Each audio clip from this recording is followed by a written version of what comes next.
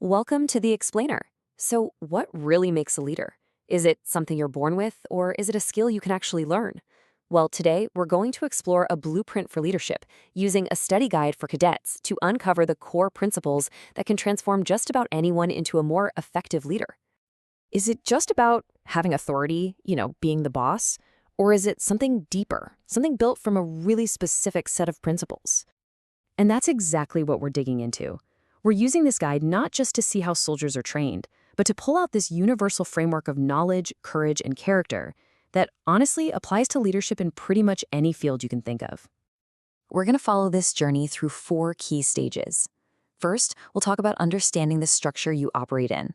Then, we'll get into forging courage through action. After that, developing a strong moral compass. And finally, embracing a wider purpose. Okay, let's dive right in. All right, first things first, a leader has got to understand the structure of their world. I mean, whether it's a company, a community project, or an army, if you don't have a firm grasp of the hierarchy and how all the pieces fit together, effective leadership is basically impossible. So, right at the very top of this particular structure, the ultimate command is held by a civilian leader, the president. Now, this isn't just a random detail. It reinforces a crucial principle of democratic oversight. It makes sure that the strategic direction is guided by the very people it's meant to serve. And then, below that, the Indian Army is strategically split into 7 commands. Each one has a specific geographic and operational focus. This whole setup allows for agility and specialized command across a huge, diverse country. It's a great lesson in decentralization that a lot of big organizations could probably learn from. You know, the journey of responsibility? It doesn't start at the top. It starts right here, at the non-commissioned officer level. The Havildar, who you can spot by these 3 stripes, is part of the absolute backbone of the forces, translating that high-level strategy into real action on the ground. Now, as you move up the ladder, you get to the brigadier.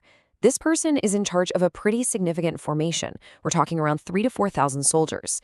This is that critical pivot point where tactical on-the-ground command starts to blend with much, much larger strategic thinking.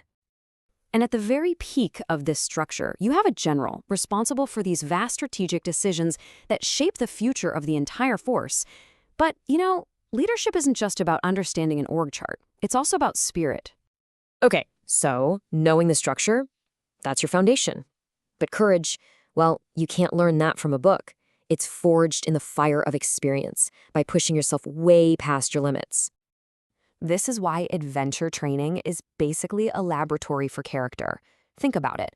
When you put yourself in challenging but controlled risk situations, it literally rewires your brain. It teaches you to manage fear, to make decisions under pressure, and to trust your team, building the exact self-confidence you need to lead when the stakes are real. Take these 2 activities. They look similar, right? But they teach fundamentally different leadership lessons. Parasailing is all about trust. Trust in your gear, and trust in the team controlling your tow.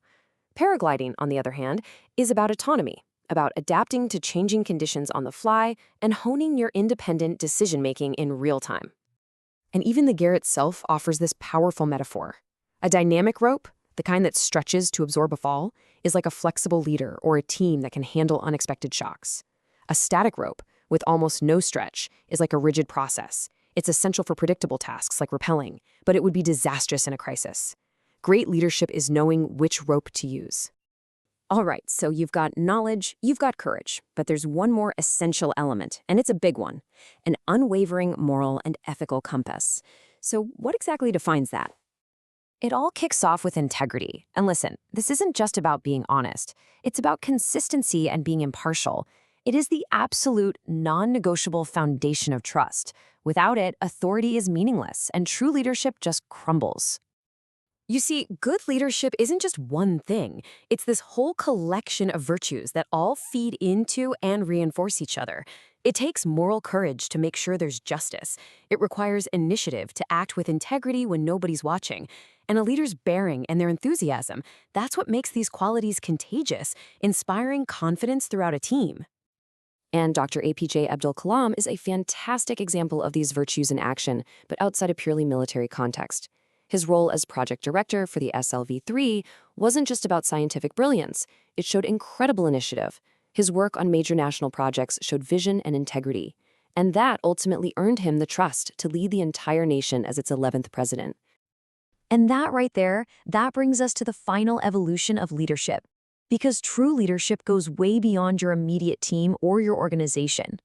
In the world we live in today, it demands a deep sense of responsibility to society and to the planet itself. Look, understanding this cause and effect on a global scale, it's not optional anymore for a leader. Actions like deforestation or burning fossil fuels aren't just isolated events. They have direct, severe consequences for our shared environment. A modern leader has to see this bigger picture. But here's the thing. Just seeing the big picture isn't enough. Leadership means championing solutions. It means driving the initiative to conserve resources, to protect our natural world, and maybe most importantly, raising awareness to inspire the collective action that creates real, lasting change. So, there you have it. That's the blueprint. A foundation of knowledge forged with the courage of experience, guided by a strong moral character, and driven by a wider purpose. This framework is universal. The real question, the one I want you to think about, is how will you use it to build your own leadership story?